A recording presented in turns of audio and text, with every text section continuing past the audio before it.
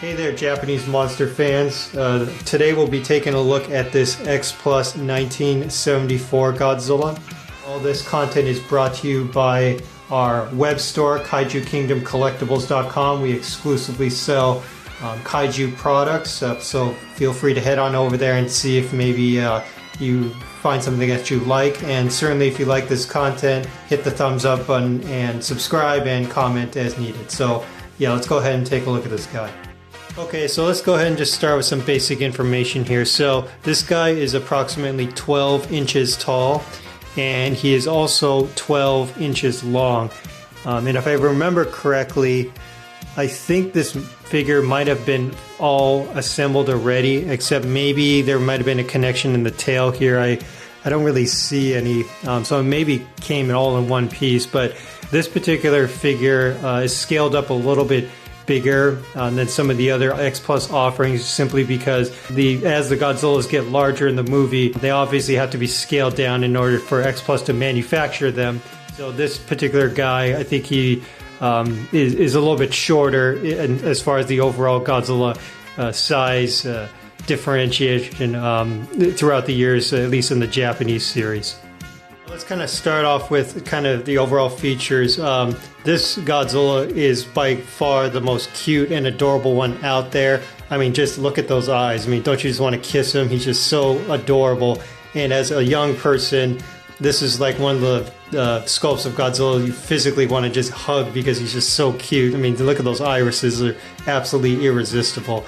So I think this figure and the sculpt itself is in trying to kind of draw on the children.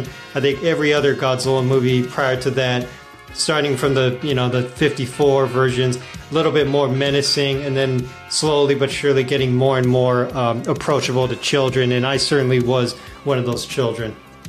Okay, so another thing to kind of notice about this sculpt are his hands here. And I don't know how many times you've looked at Godzilla's hands throughout the years, but these are particularly fat, almost like a baby.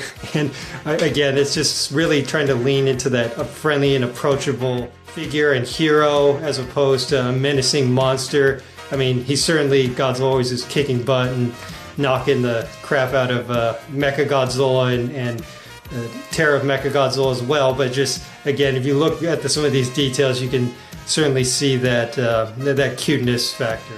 And then to kind of wrap this all up in terms of sort of presentation, this particular Godzilla has 3 toes, and maybe it's just me, but again, it just sort of evokes a very friendly kind of Sesame Street kind of figure or character.